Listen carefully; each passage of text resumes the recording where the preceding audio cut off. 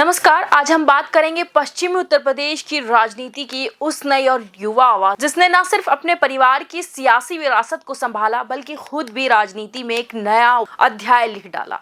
जी हाँ, हम बात कर रहे हैं इकरा हसन की। इकरा हसन किराना के उस परिवार से ताल्लुक रखती हैं जिसका नाम यूपी की राजनीति के इतिहास में दर्ज है। उनके दादा अख्तर हसन का कद ऐसा था कि इंदिरा गांधी के दौर में उन्होंने मायावती जैसी दिग्गज नेता को लोकसभा चुनाव में 2 लाख वोटों से हराकर इतिहास रच दिया था। उनके पिता मुनव्वर हसन और मां तबस्सुम हसन भी राजनीति में सक्रिय रही और अपनी अलग पहचान बनाई। यानी इकरा का परिवार हमेशा से ही सियासी केंद्र में रहा। लेकिन राजनीति में सिर्फ परिवार की विरासत काफी नहीं होती, असली चुनौती होती है खुद को साबित करना, और यही सफर इकरा हसन का है। साल 2016 में इकरा ने जिला पंचायत का चुनाव लड़ा, लेकिन यह शुरुआत उनके लिए आसान नहीं रही। उन्हें हार का सामना करना पड़ा। उस समय उनका भाई नाहिद हसन योगी सरकार की सख्त कार्रवाई के तहत जेल में था। परिवार पर संकट था, लेकिन इकरा पीछे नहीं हटी।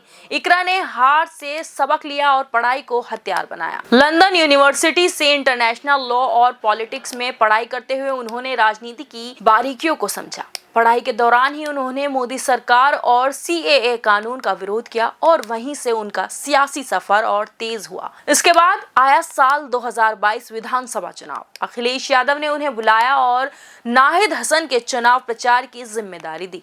इकरा ने रणनीति बनाई, घर घर पहुंची और आखिरकार अपने भाई को जेल के अंदर रहते हुए भी जीत दिलाई। यही वे मोड़ था जब सपा ने इकरा की क्षमता को पहचाना। अखिलेश यादव ने उन्हें लोकसभा चुनाव का टिकट दिया और इकरा हसन ने जनता का भरोसा जीतकर सांसद का रास्ता तय कर लिया। आज इकरा हसन न सिर्फ तीसरी पीढ़ी की सांसद हैं, बल्कि सपा की एक युवा, आधुनिक और पढ़ी लिखी आवाज भी बन चुकी हैं। उनकी खासियत यह है कि उन्होंने राजनीति को सिर्फ विरासत से नहीं बल्कि मेहनत और रणनीति से भी हासिल किया है। लेकिन सवाल यह है कि आगे की राह कितनी आसान होगी, क्योंकि उनके सामने है योगी आदित्यनाथ की सरकार की चुनौती, बीजेपी की मजबूत संगठनात्मक ताकत और दूसरी ओर पश्चिमी यूपी के ही जियाउर रहमान बर्क जैसे नेता जिसकी मौजूदगी उन्हें लगातार चुनौती देती रहेगी। इसके बावजूद इकरा का अब तक का सफर बताता है कि उन्होंने अपने परिवार की विरासत को केवल दोहराया नहीं बल्कि उसमें एक नई पहचान भी जोड़ दी है। आज वे पश्चिमी उत्तर प्रदेश की राजनीति का एक उभरता हुआ चेहरा है।